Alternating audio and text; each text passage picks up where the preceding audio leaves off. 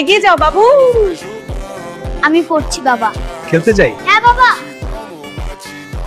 তোমার এখন বয়স হয়েছে, আমরা তোমার খরচ বহন করতে পারবো না, তুমি নিজের রাস্তা নিজেই দেখে নাও।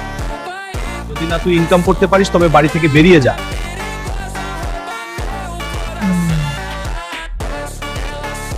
আমাকে বাড়ি থেকে বের করে দিয়েছে, আর আমার কাছে কোনো টাকাও নেই, তুমি আমাকে কিছু টাকা ধার দাও না।